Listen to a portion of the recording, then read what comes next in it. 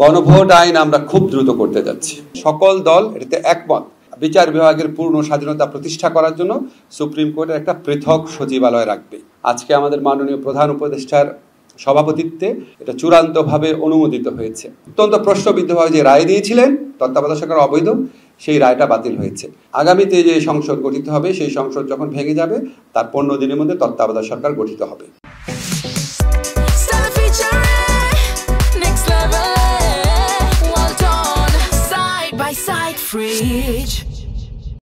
বিচার বিভাগের স্বাধীনতা পূর্ণরূপে প্রতিষ্ঠা করার জন্য সুপ্রিম কোর্ট সচিবালয় অধ্যাদেশ হোক বা সুপ্রিম কোর্ট সচিবালয় একটা আইন হোক, সুপ্রিম কোর্টের একটা পৃথক সচিবালয় থাকুক, এই আকাঙ্ক্ষা বাংলাদেশের নাগরিক সমাজের মনে গত 20-30 বছর যাবৎ আছে। এটা নিয়ে আলোচিত হচ্ছে। সুপ্রিম কোর্টের জন্য পৃথক সচিবালয় প্রতিষ্ঠা, এটা আমাদের বিচার বিভাগীয় সংস্কার কমিশনের সুপারিশে ছিল, জাতীয় ঐক্যমত্য কমিশনের সুপারিশে ছিল, এবং সেখানে এই প্রস্তাবে ঐক্যমত্য কমিশনের আলোচনায় অংশগ্রহণকারী সকল দল এটাতে সম্মত হয়েছে। সকল দল এটাতে একমত যে বিচার বিভাগের পূর্ণ স্বাধীনতা প্রতিষ্ঠা করার জন্য সুপ্রিম কোর্টের একটা পৃথক সচিবালয় রাখবে।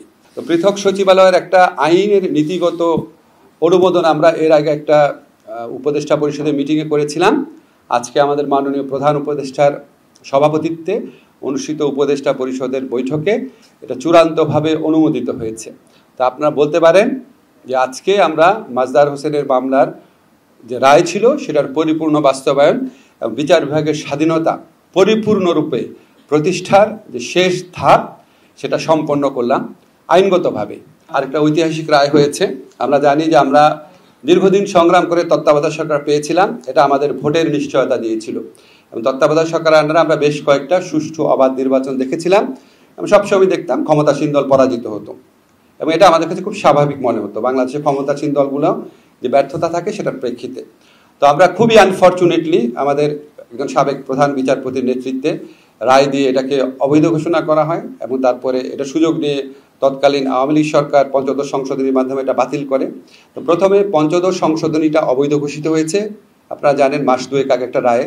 আর আজকে সাবেক প্রধান বিচারপতি খায়রুল হক সাহেব উনি যেভাবে অত্যন্ত প্রশ্নবিদ্ধভাবে যে রায় দিয়েছিলেন তত্ত্বাবধায়ক সরকার অবৈধ, সেই রায়টা বাতিল হয়েছে। So right at this moment তত্ত্বাবধায়ক সরকার পুনরুজ্জীবিত হয়েছে আমরা বলতে পারি। কিন্তু এটা কার্যকর হবে আগামী সংসদ নির্বাচনের পরে, কারণ এখন সংসদ ভেঙে যাওয়ার পর তত্ত্বাবধায়ক সরকার হয়, এখন সংসদের অস্তিত্বই নেই। এবং আমাদের উচ্চ আদালতের নির্দেশ মোতাবেক আগামীতে যে সংসদ গঠিত হবে, সেই সংসদ যখন ভেঙে যাবে তার 15 দিনের মধ্যে তত্ত্বাবধায়ক সরকার গঠিত হবে। মানবতা বিরোধী অপরাধের জন্য মৃত্যুদণ্ডপ্রাপ্ত আওয়ামী লীগ নেত্রী শেখ হাসিনা এবং সাবেক স্বরাষ্ট্রমন্ত্রী আসাদুজ্জামান কামাল, ওনাদের এক্সট্রাডিশনের জন্য আমরা চিঠি দিচ্ছি, এবং এর পাশাপাশি ওনাদের প্রত্যর্পণ করার জন্য, যেহেতু ওনারা এখন কনভিক্টেড মৃত্যুদণ্ডপ্রাপ্ত, কাজেই আমরা মনে করি ভারতের এখন বাড়তি দায়িত্ব রয়েছে তাদের ফেরত দেওয়ার জন্য। বাংলাদেশের মানুষের বিচারের আকাঙ্ক্ষা সেটা পূরণ করার জন্য এই দায়িত্ব পালনে ভারত যেন আমাদের সাথে এক্সট্রাডিশন চুক্তি অনুযায়ী তার অব্লিগেশন পালন করে, সেই জন্য সেটা স্মরণ করিয়ে দিয়ে ভারতকে আমরা চিঠি দিচ্ছি। একই সাথে এই কনভিক্টেড ব্যক্তিদের দেশে ফেরানোর জন্য আন্তর্জাতিক যে অপরাধ আদালত রয়েছে রোমে, সেখানে আমরা কোনো রকম অ্যাপ্রোচ করতে পারি নাকি সেটা বিচার বিবেচনা করার জন্য আমরা অচিরেই বসে সিদ্ধান্ত নিব। গণভোট আইন আমরা খুব দ্রুত করতে যাচ্ছি, এই উইকে করে ফেলবো। ধরেন আজকে কি বার, বৃহস্পতিবার, তো ধরেন আগামী 3-4 কার্য দিবসের মধ্যে